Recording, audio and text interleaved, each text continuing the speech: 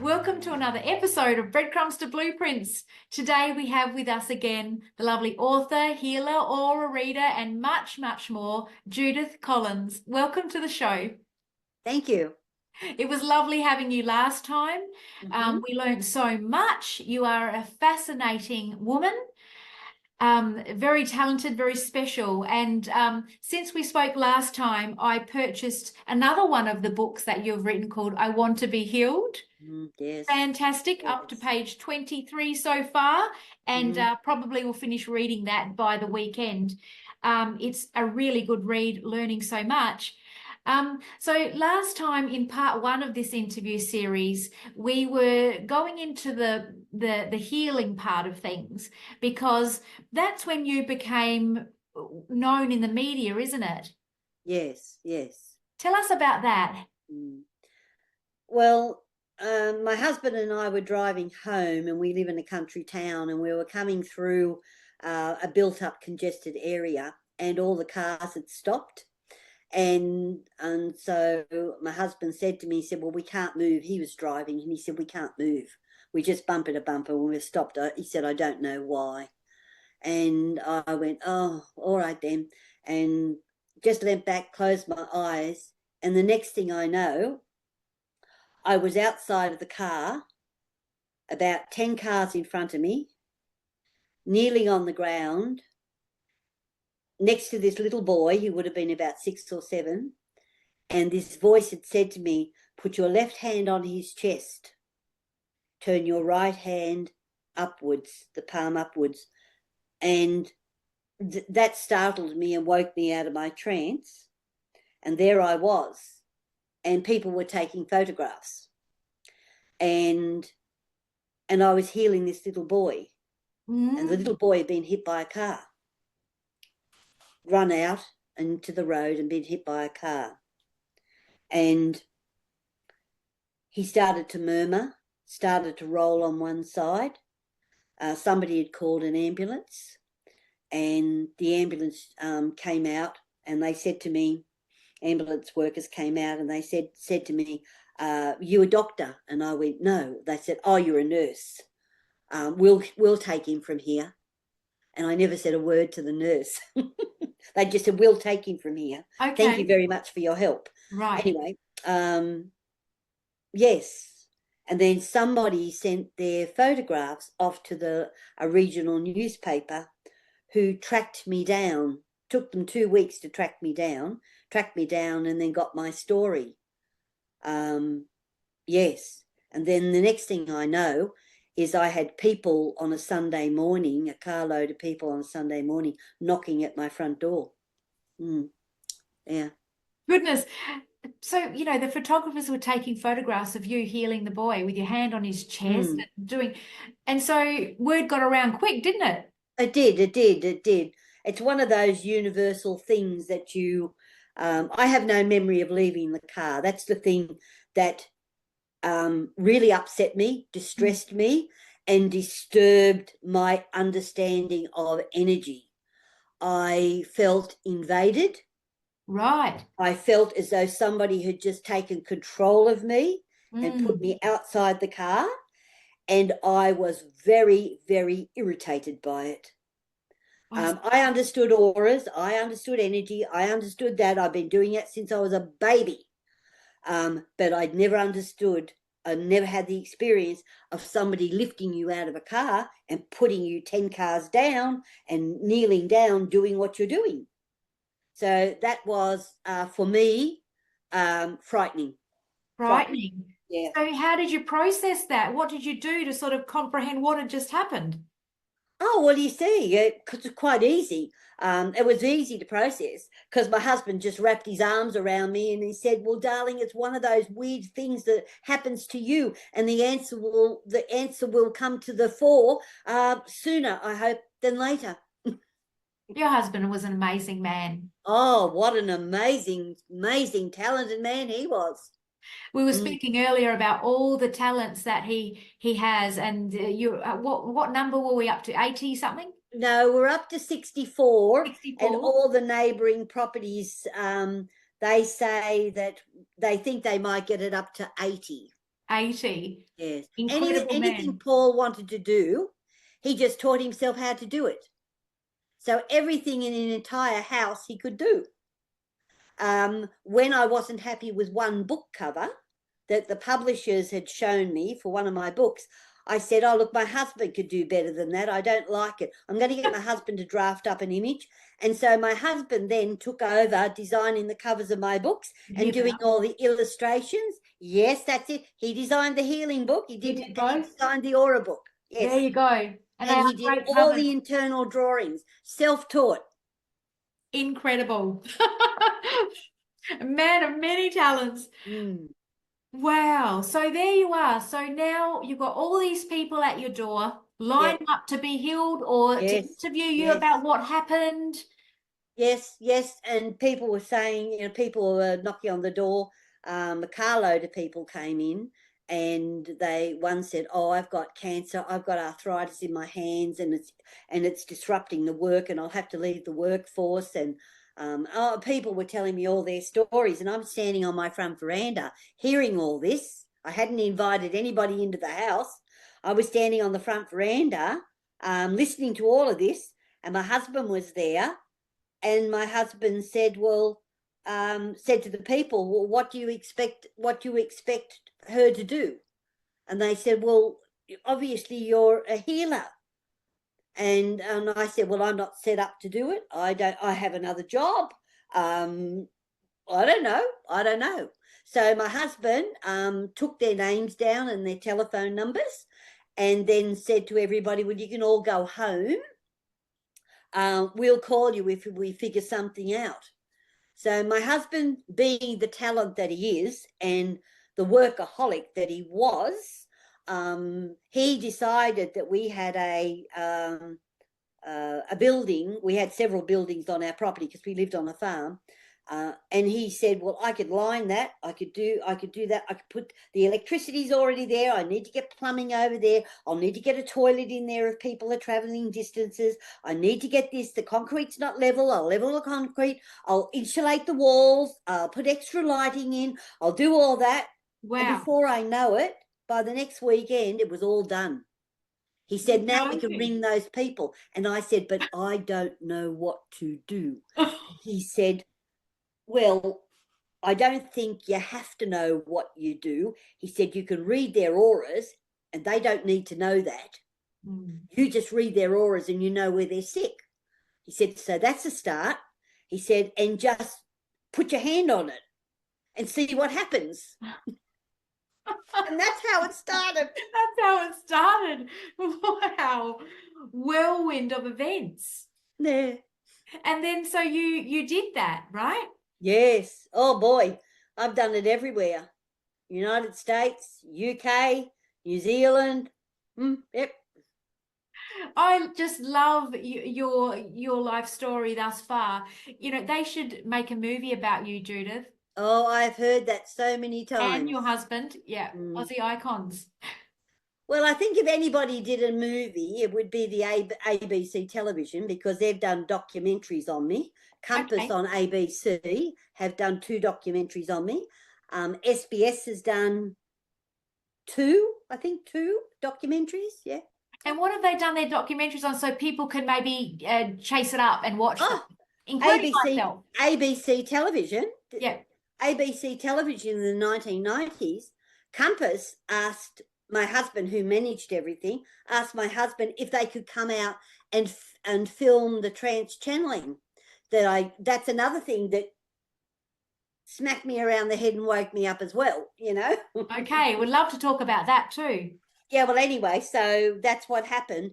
ABC television Compass program wanted to come out and film the Trance Channeling because of who was being channeled through me.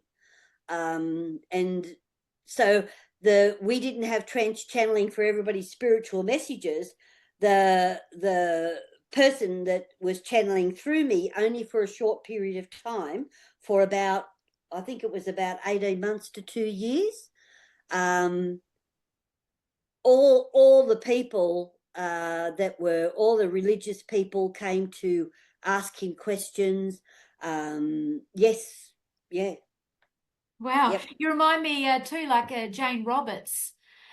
She had Seth channeled through her for a number of years. Yes. That was Mm. amazing too. So Mm. who was the, I'm going to say, entity or spirit you Oh, channeled? yeah. Commonly known in the Christian church, Saint Jerome.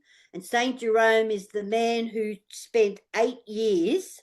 This is what the Jesuit congregation has told me, that Saint Jerome spent 8 years alone with the books of the Bible, and he translated them into Latin because they were only written in Greek, which means only the wealthy scholar people could read them and understand them and debate them.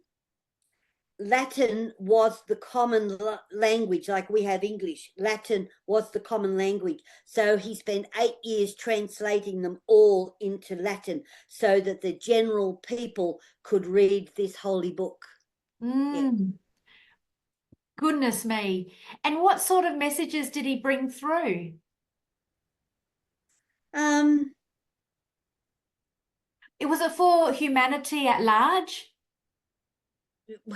it was answering questions about the Bible, or the people that we're interviewing, people who came to talk to Jerome. They came from the Jesuit congregation, they came from the Franciscans, the Benedictines, all these religious congregations were coming out, and they were asking him technical questions and challenging to prove himself, and he was proving himself over and over and over again. Nobody came to ask him about whether or not climate change will ever be healed. Nobody asked him those questions. Aha, it was There more were challenging. scientists that came. ABC interviewer had an opportunity to ask a question, and one of the channels, at one of the evening channels, Jerome, at the end of he said to the audience, there used to have about 60 different scholars in the audience, right? And Jerome said to them, don't be frightened. There is a purpose in this. But when you awake in the morning, your state will be on fire. And the fire will bring all your helping community services together and create one unity where they will begin to work as one. And we woke up in the morning, and half of Sydney, right close to the Sydney centre, was on fire. Bushfires, yeah. That was literal, Yeah, literal. not Yep. even a metaphor. No, and also too, it was only it happened something like about 7 hours after the channeling. Yeah. And how did you get into trance channeling? How did that all unfold? I was doing the healing in my clinic one day, and then I heard this voice in my head. And this voice said to me, I looked around the room actually to see if I could see something, because it was so audible and loud. And I heard it, and then I waited till I'd finished the healing, and then being a scaredy cat, I went next door because my husband was a naturopath and he had a clinic where I was in his clinic, and I knocked on his door and waited for him to finish with his client, and then he came out and said, "What's wrong?" I said, "I've heard this voice," and he went, "Oh, right. What did it say?" Paul was my Rock of Gibraltar and my counsellor. Yes. Yeah, because I mean, he knew, he Mm. had seen all my skills. He'd seen all my skills. He'd seen them all working, everything we did. A little thing like we'd go off to a concert, and we'd approaching the parking lot just outside Sydney, and we're going up, and I said to Paul, when you go in, go slowly, go very slowly. I'll tell you when to speed up, when to slow down. I said the blue car on the 4th floor is going to back out. I said it's an elderly driver and you'll get a space in there. Sure enough, we get up there and there's the space. Did you ever try that with the cross lotto? Oh, I've done it on lots and lots and lots of different things. Lots of things. That's Yeah. great. That's so wonderful. Mm. All right, so that's when it began, and then Yeah. so I'm personally interested in trance channeling. I was part of a group until Mhm. recently, and now I'm having a little bit of quiet time, I guess. But yes, trance channeling is very interesting, and we were learning the configuration as well, where they sort of cast their shadow or their facial Yeah, yeah, imagery yeah. over the top of Mm. yours, and you can see what they look like. And I remember coming home and telling my husband, he couldn't believe it. He's like, no. I said, yeah, it's real. This really happens. So for you to do trance channeling, did it just happen spontaneously for you, or did you have to put yourself in a No, calmer no. meditative state? I didn't have to do anything. Jerome just took control because I Just knew nothing about it, absolutely nothing. Um, just like, I had auras, I'd seen them all my life. I'd never spoken to anybody about them. I was a very isolated person, and I still am. And um, so when it came to that, I just said to him, well, what do you want me to do? He said, I'm going to talk to some people. People are going to come from different parts of this country to talk to me, directly to me. And I said, well, what do we do? And he said, I talk through you. And so he organized it. I didn't know how it would go. I wanted a trial run. That me being me, I wanted a trial run. I didn't want to be embarrassed or humiliated. yes. And so I had it in my office with just a couple of people, academics that my brother happened to know. And they came down and we gave it a go. I gave it a go, and Jerome came through and he talked to them and whatever. So that was that. Trance channeling, you have no memory of it. They just take over your body, and your mind, and your mind is linked into this. Your mind is linked into other thoughts, and they come through the other way. You don't hear them. Sometimes you can feel them, not all the time. Mm. Yeah, that. So just as a confirmation, even for me and for many viewers who are watching that are perhaps practicing trance channeling, um, really true trance channeling is when you don't remember. It's Yes, not yes, your yes, yes, yes. logical mind, it's coming No, from some no, other place. no, So if you no. can remember what you've said, it's not true trance channeling, sorry. Yeah. After it started, after the channeling started and it started to become public, not public, we had a big building on our property, which was our education room, where my husband taught courses and I taught courses, and so on. And so it would hold at least about 60 to 80 people, right? Mm. And so we thought, well, we'll just do that. And some of my clients, I'd spoken to some of my clients, ones I could trust, not to get it out there in the media, because I didn't want the media coming down on me. Mm. Anyway, so they came along and we did it. And after we'd done it twice and I couldn't remember a damn thing, my eldest brother, and my sister-in-law were there. And my sister-in-law realized that there was nobody to look after my physical body. Ah. And so she said to me after the channeling, she said, somebody has to be there to look after your physical body Mm. because you're being taken over. And I went, I never thought of that. Mm.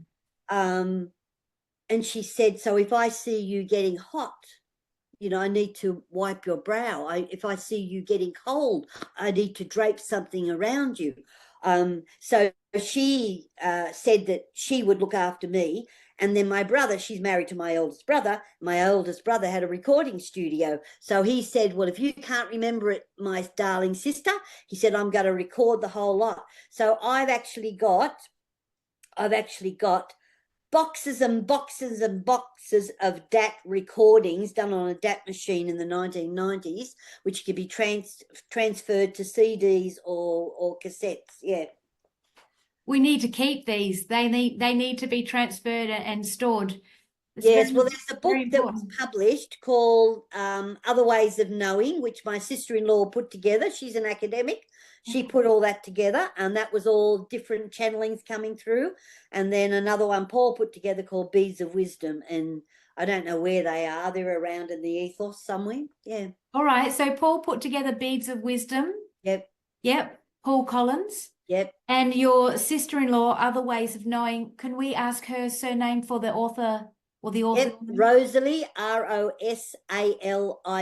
Vine, Vine. Fantastic. Thank you, because there've been some viewers that may like to look up these books, including myself. Yep.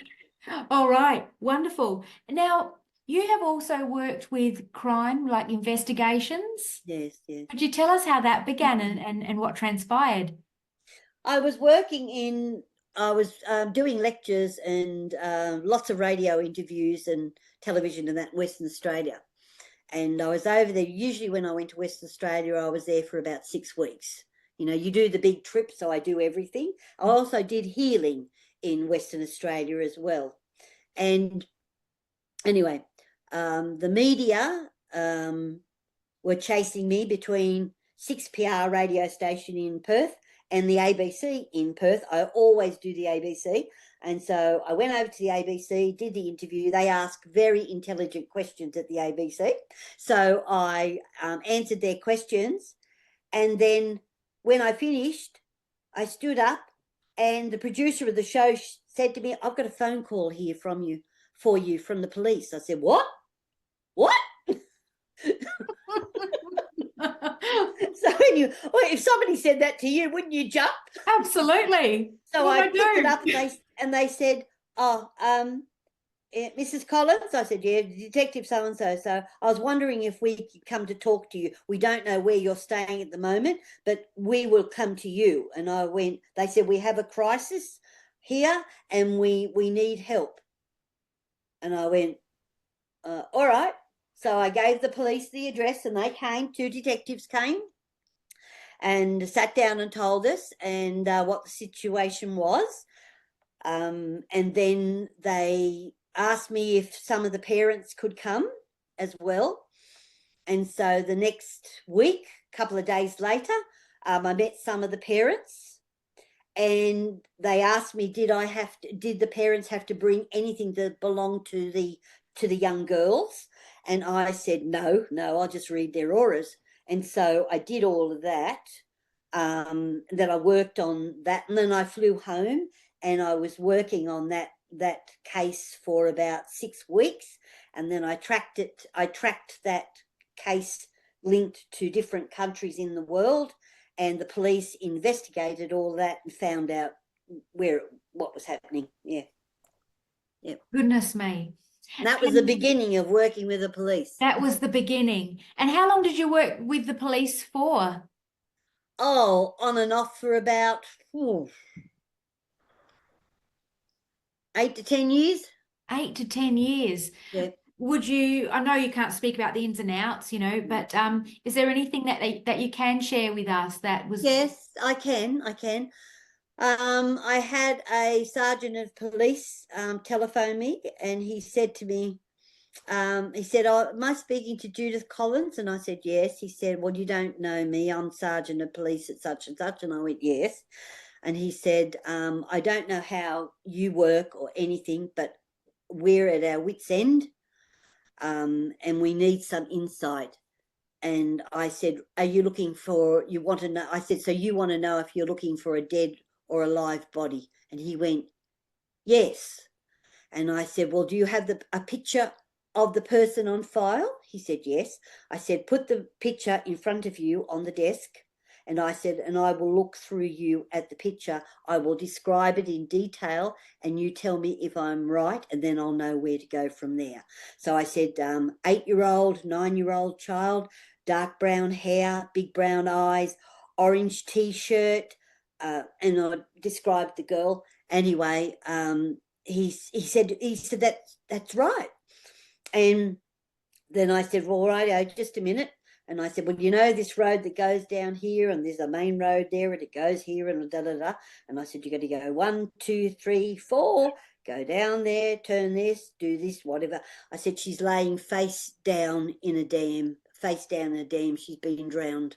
And anyway, Paul, my husband, I told when I got off the phone and my husband came home from work, I told him, and he said to me, "Oh, we got to put the news on tonight."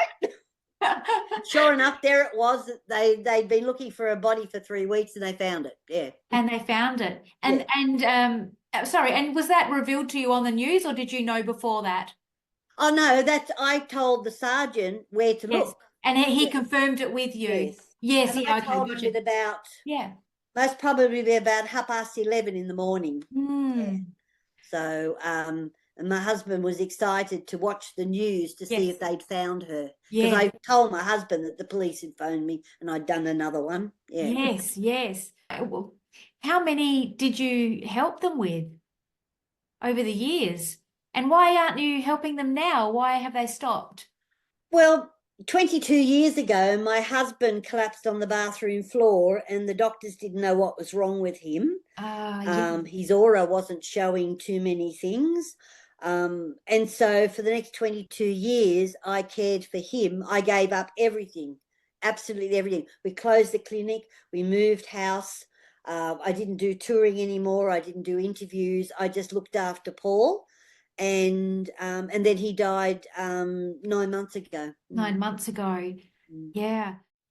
Have there been something significant that's something that really has stood out to you from having the ability that you have naturally from birth, how it's enhanced your life? Oh, that's an interesting question. Nobody's ever asked me that before. I didn't think so. Oh, well, I can say that it has in only one arena, and that is the fact that I've written the book Companion Gardening in Australia, and it's because I have an auric and spiritual understanding of plants, because I can see the auras of plants. So I was able to write the companion gardening book because I could see what a carrot does. I could see how they all work together, how the roots interact. I could see that the weed sow thistle takes all the nutrients from the subsoil and lifts it up into the topsoil and will feed all the nutrients to hungry cabbages. Yes, I could do all that. So did it enhance me? Yes, that has. As far as I've helped a lot of people, I'll give you an example, a funny example. My sister-in-law rings me up. She's going for a very highly paid position in academia, right? And she said to me, tomorrow morning, Jude, I've got an interview. There's going to be 3 people on the panel. There's about 11 different candidates, and I'm one of them. And I want to know if you've got any insight. And I said to her, oh, all right then. Let me see. Oh, one of the people on the panel's not going to be able to turn up. Something's going to crop up, and a man's going to walk into the room and he will have a blue jacket on. He won't have a tie on because he's called at the last minute. He's casually dressed, but he's grabbed a coat just to dress himself up. He'll be part of that panel. When you speak directly to him, because he is a person of broad understanding, comprehension. He's fair-minded. He has an influence on the other 2 people. And so she said she went into the interview. There were people before her that gone into the interview, and she went in. I think she said she was 5th or 6th, and went in and sat down. And there were only 2 people there, and they said, we're sorry, we're going to have to ask you to wait 10 minutes. One of our panelists had to leave, and we're just waiting for a replacement to come in. And she said she nearly burst out laughing. She said she had a grin from ear to ear when the man walked in with the blue jacket on. She went, oh, yeah. I can only imagine. Gee. And Yeah. did she get the job? Yes, she got the job. She got the job. Of course But she I did. mean, the other way that I've used, the only way that it's enhanced my life would be of just helping people. Yes. That's what you get out of it, the reward for having such an amazing gift. Oh, yes. Yeah. Yeah. And it's not something that I do all the time. It's just spasmodic. It's like working with the police. I worked with the police when they called me. I didn't become a part of a team. You've Yes. never gone out and tried to get anything. You have just been you, doing what you do, and things have just presented to you and unfolded. Yeah. Everybody, I mean, you know, seeing auras, doing healing, trance channeling, all that kind of, everybody comes to me. That's it. Yeah. Before we move forward, I do want to ask you a question about auras, but I want to just ask for the title of your book so people can look for that too. What was that book? The one about gardening and plants? Oh, Companion Gardening in Australia by Judith Collins. Okay, Companion Gardening in Australia, and it'll be on your website as well. Yes. Okay, let's ask the question that's on my mind. They can buy it off Amazon. Amazon, yes. Yeah. All right, thank you. The question that's come to mind is, you've been doing this, you said in part one of this interview, for 70 years. And I just have curiosity now, because the world, technology, societal conditioning, I believe, you know, all that stuff, collective consciousness is always changing and molding. And my question is, have you seen a change from 70 years ago, around that time, to now in people's auras? Is there a color or an emotion or a feeling they hold? On my website, yourhumanaura.com, I've written a whole article on the changes of the human aura over a 70-year period. It's been quite dramatic. Going back into the 50s, there were more people with balance in their aura. I think because life, I'm only assuming, I think because life had to be practical, people didn't have as many rights. Women were doing what they thought they should be doing, whether they liked it or not. They adjusted to it. Life was hard, but people seem to have more balance in their auras because they accepted who they were, what they had, and they worked within that to make it comfortable, secure, and better. Then we got into the 1960s and it began to change again. Other colours came into the 1960s. Burgundies, the maroons came into more and more auras, but mainly of women. And that's the colour of self-empowerment, moving forward, being on a path of self-discovery. They're powerful, powerful colours in the human aura.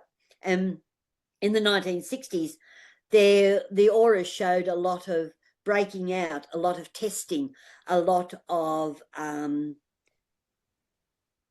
challenging themselves within themselves. Like, you know, women, can I really do this? They're being suppressed. So can I really do this? Do I believe in myself? There was a whole lot of things starting to take shape right across in young men. You could see the changes happening. How do we treat women? What do we feel about ourselves? All these were sitting there, all these questions that weren't there in the 1950s. Then we got into the 1970s and it became more challenging. They became lost. On the 1960s, you could see everybody wondering. You could see them on a path of inward looking. And then in the 70s, that started to change and they went backwards. And at the end of 70s, they moved forward. And wow. And it's just remarkable how you're not born with a textbook on how to interpret the aura, but you have worked it out through your feelings and observation and experiences over the years. And your knowledge is just so vast and so valuable. And it would be wonderful. That's what you're saying is what the medical profession has said to me as well. I had a group of doctors. I was out to dinner with a group of doctors in Melbourne. They're all surgeons. and they were talking about having to replace an X-ray machine, get an upgrade. And one of the doctors quipped and said, $480,000. Why don't we just hire Judith? So you have trained people to read auras, but can anybody read them to the degree that you can? I find that people learning to see auras and people who develop it mainly attribute that skill and that learning to whatever their occupation is. Yes. I've trained young women, and they've been able to read the auras of their children as they've grown into teenage years and adults. I've done it with doctors and nurses. They've been able to use it on patients.